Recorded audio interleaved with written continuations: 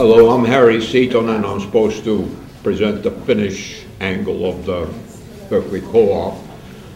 Actually, I'm a progeny of co-op people, and I think it was just talking about helping out in New England co-ops. That's where I came from, was in the Pittsburgh, Massachusetts area. Right. A lot of the co-ops were founded by the Finnish immigrant population, including my parents. I was a co-op member very early. When I was a few months old, my parents opened up a savings account for me at the Workers' Credit Union in Pittsburgh, Massachusetts, which was founded by the Finns. That's one of the few co-op institutions in that area that still exists, and it's in about 3 localities, and it's still called the Workers' Credit Union. They didn't specify the name. Well, so I grew up in farmers, consumers co-ops, and I was in the student co-ops when I was in college after the war. Helped found one in housing co-op in East Lansing, Michigan. I was at the Whitman co-op in the University of Chicago, trying to negotiate the university to not shut it down, which they succeeded in doing. But anyway, that's just a little story. And also in LA, I was a member of the small grocery co-op in Echo Park, an active member of the Zone 26 co-op, they call it. Maury Littman. And so I came up here in 1960. I was a late comer. I'd heard about the Finns here. I knew about them. We knew some of them.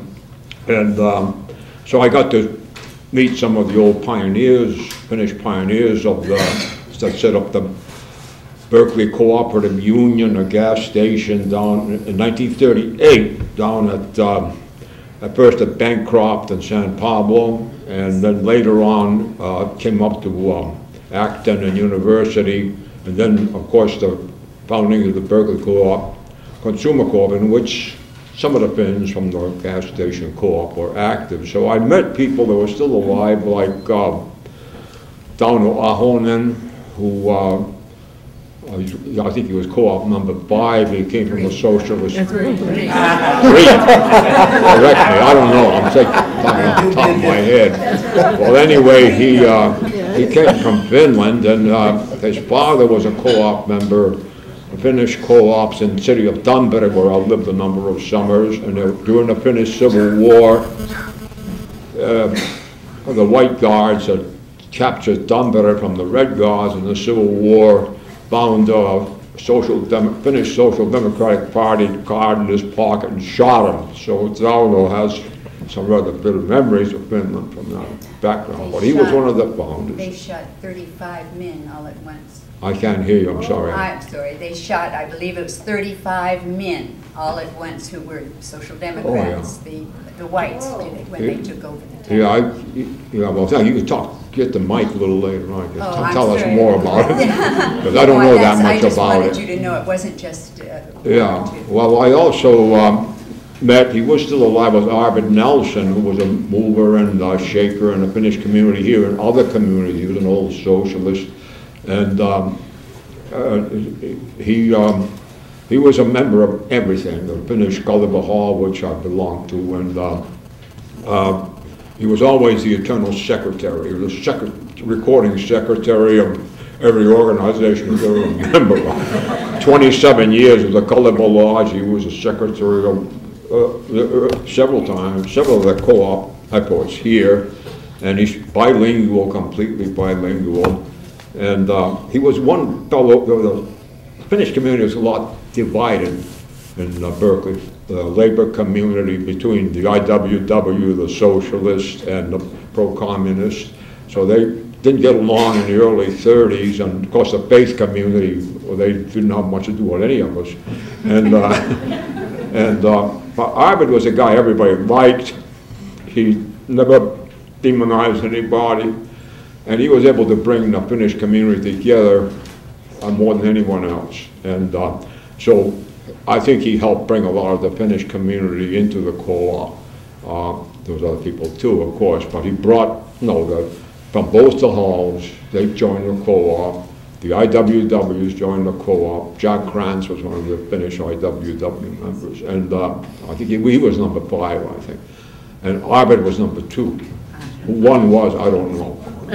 One was Dr. Gordon. Who? Dr. Gordon. Aaron Gordon. Aaron Gordon from the Oh, yeah, okay, thank you. And number 2, I guess you're right, was Arvid. Arvid Nelson, and my father was number 3. Yeah, Arvid died later on. I met him briefly through my mother, who was living in Berkeley for a while, and Helmy, his wife. And of course, Gene Manila I knew from being from Minnesota originally, from the co-ops there. His parents were old Wobblies. And, so he was here, and I knew him. His second cousin, his good friend of mine, a union sister of mine, were both members of the old typographical union. And I worked at the San Francisco Chronicle for 26 years as a printer, and I was active in the union. Larry Lechtin, I didn't know, I only met him briefly, so I didn't know him too well. And but there was a lot of people, Rankin, Oyvind Nurmela I knew very well. I performed with him in some Finnish plays.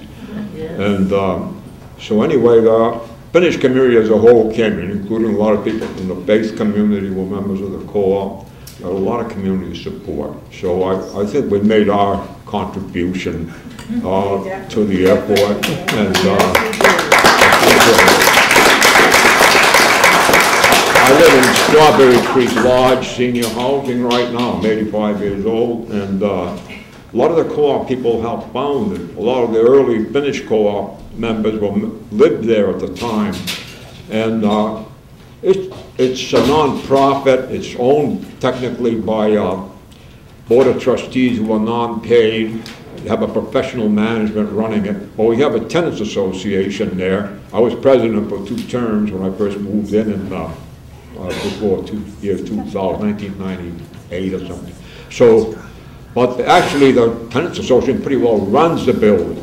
So it's really functioning as a co-op that we force the management to see things our way, that we got to have a say-so in the budget.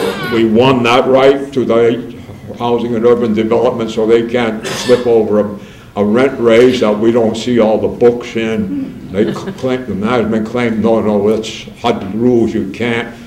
Some of our people went to HUD, no, you can't. So now the Tenants Association is consulted on anything. So I'm really living in a co-op now at Strawberry Creek Lodge. Thank you.